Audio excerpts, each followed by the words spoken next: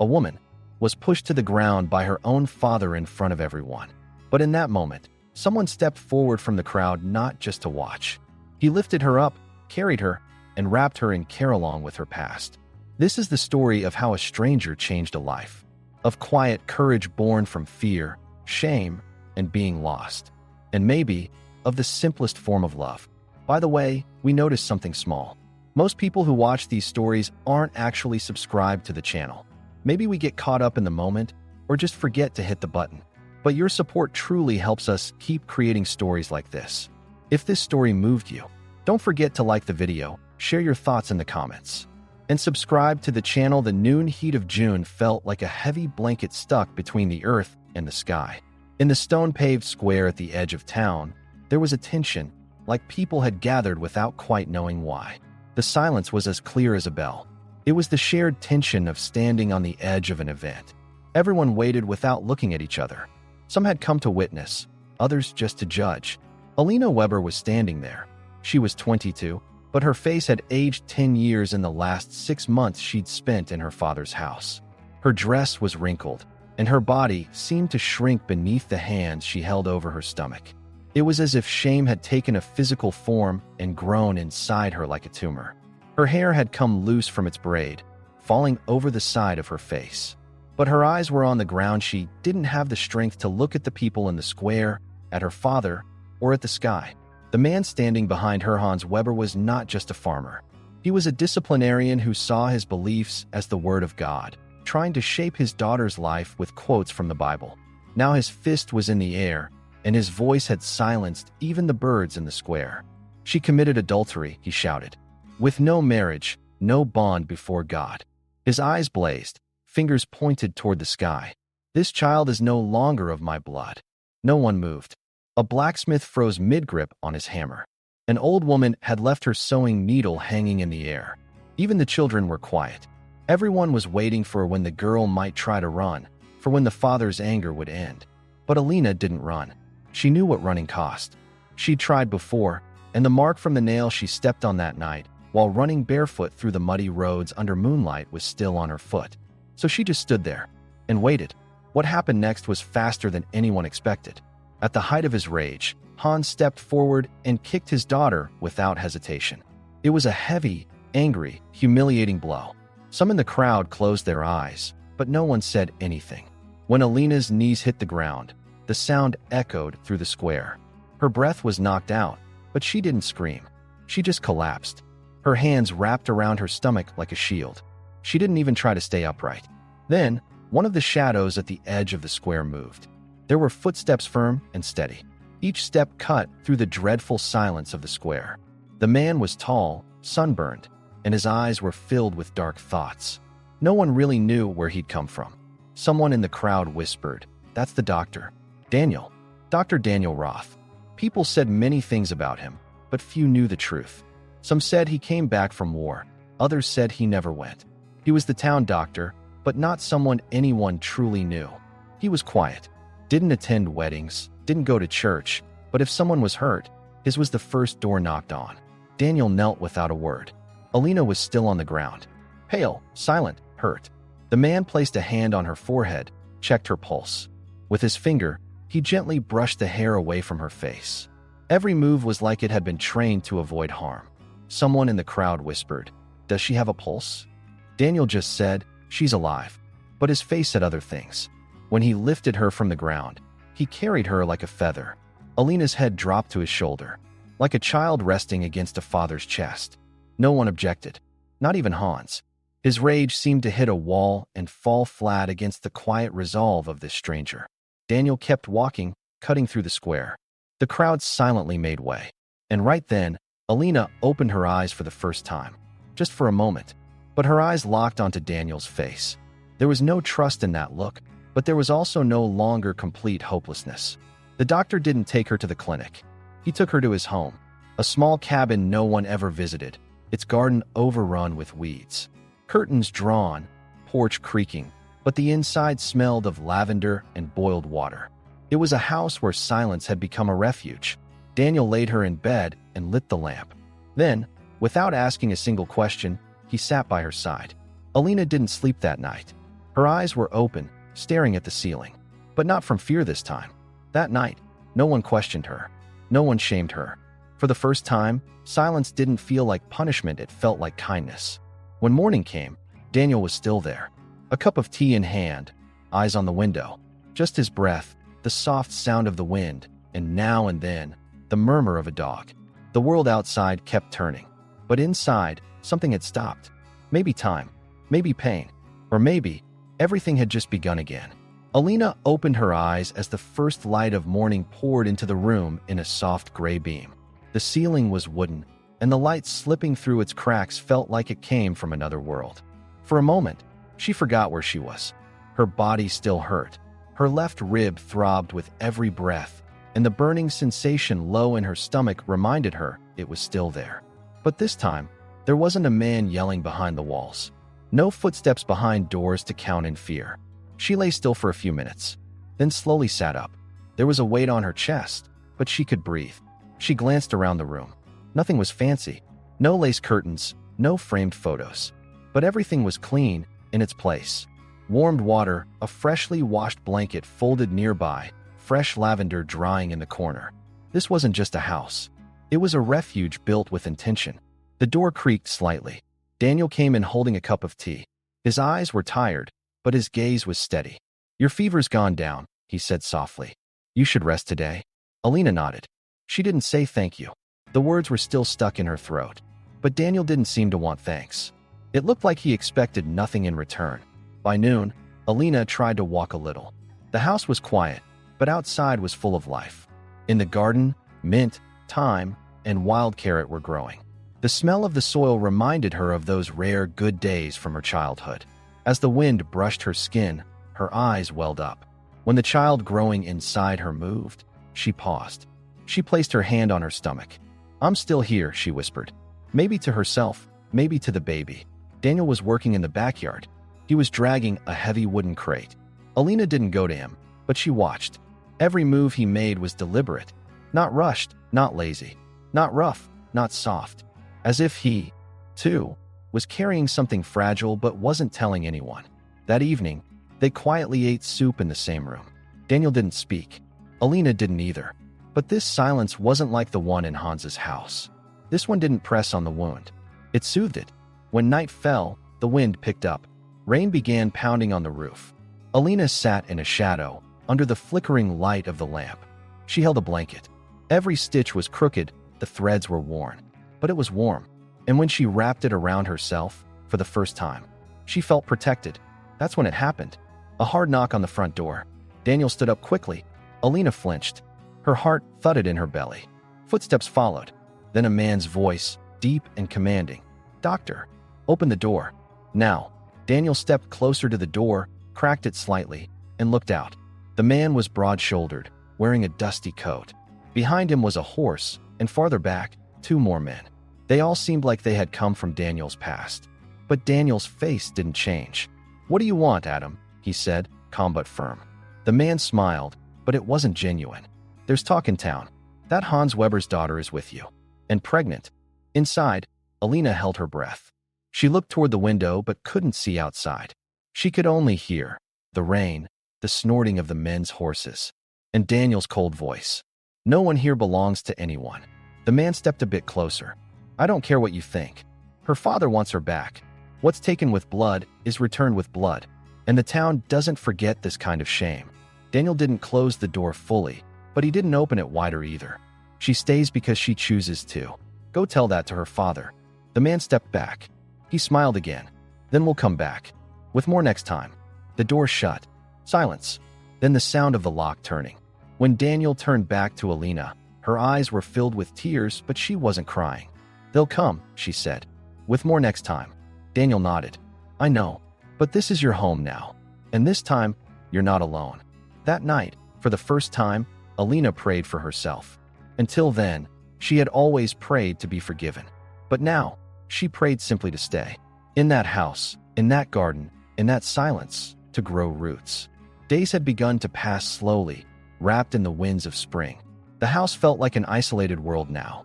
Daniel's routines, his morning tea, tending the garden, Disappearing into silence at night all brought Alina a strange sense of peace. With the child growing inside her, she felt like she herself was growing again. But the sense of safety she felt was hanging by a thread, because somewhere out there, Hans was still pacing with anger, and his men were feeding the rumors in town. One morning, when Alina stepped onto the porch, she saw Daniel repairing the fence at the edge of the field. The sun was scorching their skin, the soil was dry.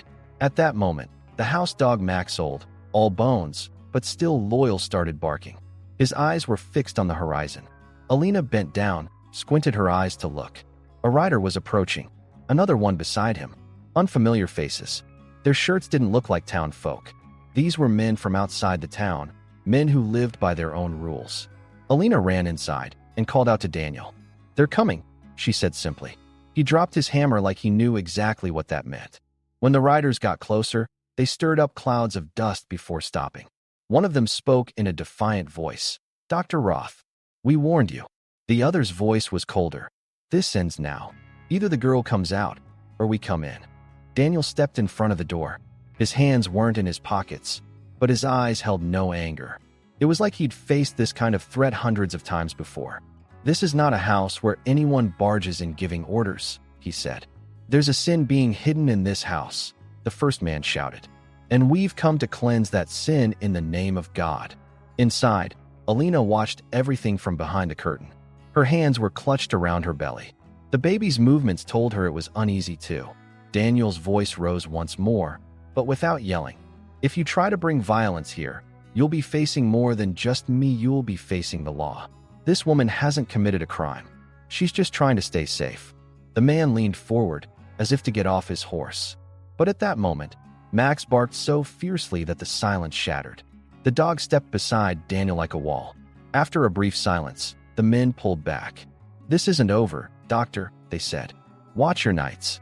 After they left, Daniel didn't speak for a long time. He put his hand to his forehead and sat on the porch. Alina came outside and joined him. "I don't want them to hurt you," she said. Daniel turned his head toward her. "If we get hurt, it won't be by staying silent. It'll be by standing up. But at least we'll still be ourselves." That night, the sky was covered with clouds. Rain came pouring down. As the wind rattled the windows, it felt like time had stopped inside the house. For the first time, Alina wasn't afraid. Instead, there was a fire of determination burning inside her. She had to do something. Waiting wasn't enough anymore. Before dawn, she wrote a letter. To Hans. Short, clear, firm. "You don't need to forgive me, but you no longer have any right over me. I didn't commit a crime, and this child is cleaner than the hatred you carry. If you come, I won't speak. But if you come close again, I'll bring you before the law." Alina. When Daniel saw the letter, he glanced at it, but said nothing. Instead, he prepared a sack. Inside, he placed an old pistol, a few emergency medical tools, and some food. "We're not looking for a fight," he said. "But we're not hiding either." That day, Alina crushed mint leaves in the garden. She wrapped the mixture in cloth. She wasn't just trying to stay safe anymore. She was resisting. And that night, for the first time, she said it out loud to herself. "This is my home. I'm not being cast out anymore. I'm staying." At midnight, Alina woke up when the wind creaked the windows. Instinctively, she wrapped her arms around her belly, clutching the edge of the bed until her eyes adjusted to the dark. The house was silent, but it wasn't a peaceful silence. It was the kind that warned something was coming. Max wasn't growling this time, because Max wasn't inside. He had gone out to the yard and hadn't returned. That's why the silence felt too much. Alina moved toward the window. In the night, she saw nothing but the rustling of trees. But something was there. She could feel it. The cold wasn't just from the air, it came from inside, too. Then, one of the wooden floorboards beneath the house creaked. This wasn't imagination. Someone was walking around the house. The door slowly opened. Daniel appeared holding a lantern. His voice was low but firm. "Get ready. They came earlier than we expected." Alina didn't ask anything. She just nodded. She placed her hand on her belly and took a deep breath. Daniel picked up the old pistol he had left near the entrance. He didn't want to use it, but there was no hesitation in his eyes. The first man came from the back, jumping over the fences. The second moved toward the side of the cabin. Daniel stood on the porch, waiting in the dark. When Max started barking, everything escalated. "This ends here, Doctor," one of them shouted. Give us the girl, or we'll burn the house down. At that moment, Alina felt like something inside her snapped. It wasn't fear. It was beyond fear. A deep, primal instinct to protect. Her vision darkened for a second. Then she heard Daniel's voice. You'll only get past this door over my dead body. In response, a stone was thrown. Glass shattered. The lamp's light flickered. Daniel rushed inside and guided Alina to the back of the room. Stay there, he said. No matter what, don't come out. But Alina didn't stay, because she didn't remain inside. In a flash, she opened the door and threw the old sack and its bundle of lavender at the men. The dust spread like fog in the air. Visibility dropped. Daniel raised the pistol, but he didn't fire. He only shouted, "Back off. This woman doesn't belong to you. No one belongs to anyone." A moment of hesitation threw the men off balance. Max lunged forward. One of them fell. Alina appeared behind Daniel. She stepped between them, her face pale, but her eyes burning. "I'm not going back," she yelled. "You use God's name, but I'm just trying to survive." A second stone came. This one hit the edge of the door. Daniel quickly pulled Alina back. The table inside was knocked over, glass scattered everywhere. But then, the sound of hooves came from a distance. Sharp, fast, steady. Another group was approaching. Alina dropped to her knees, hands on the floor. "What's happening?" she said. Daniel narrowed his eyes. "This is someone else." Minutes later, the town's new sheriff stopped his horse in front of the door. With him were 2 witnesses and an officer. None of them spoke. Then the sheriff called out, "Daniel Roth, is Alina Weber here?" Daniel nodded. "She is. Safe." The sheriff dismounted. Serious, but not hostile. He pulled a document from his belt. "Her father tried to legally declare you unfit. He wants custody of the child." Alina held her breath. "He can't do that." The sheriff held up the paper. "You're right. Not with this signature. But he's trying." Daniel took a step forward. "And his attempt doesn't erase the abuse he inflicted on her. We have witnesses." The sheriff tucked the papers away. "If this goes to court, it'll take time. But I didn't come here to take her. Just to inform you." Alina's eyes filled with tears. "What am I supposed to do now?" The sheriff looked her straight in the eyes. "Stop living in fear. Because the people watching you now aren't just your enemies." That night, something changed inside the house. The doors were locked again, but this time not out of fear, out of resolve. Alina turned to Daniel and simply said, "I won't run anymore. Even if they come to take me." Daniel nodded. "Then we need a plan. Because this isn't over yet." The wind had changed direction. Alina could feel it now. Not just from the rustling of the trees or the smoke drifting from the chimney, but from people's eyes, from the quiet shift in their behavior.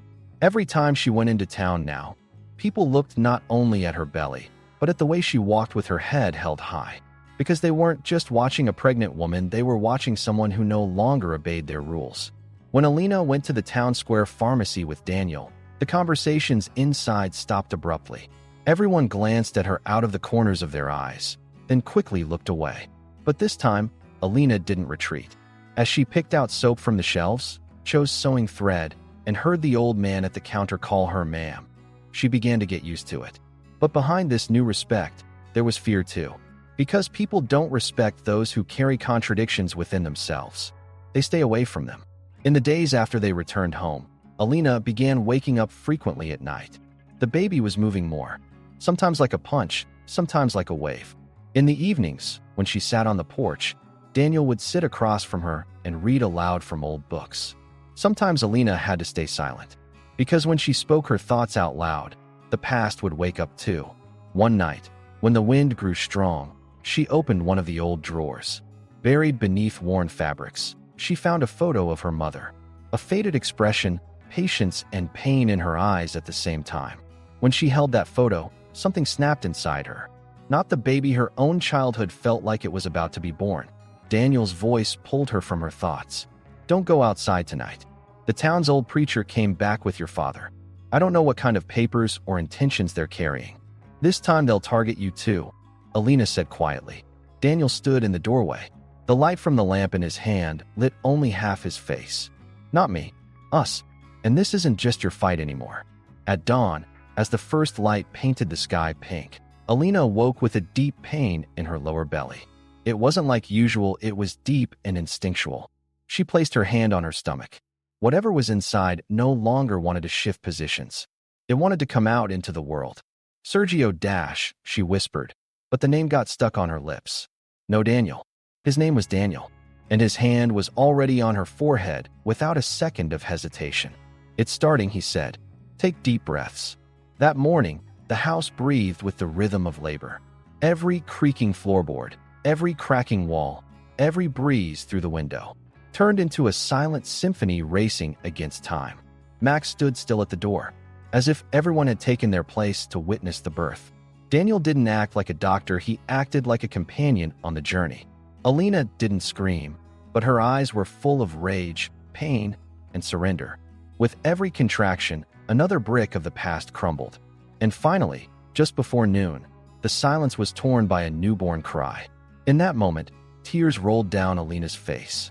From the pain, from the joy, and from everything lost that had now been replaced by something new.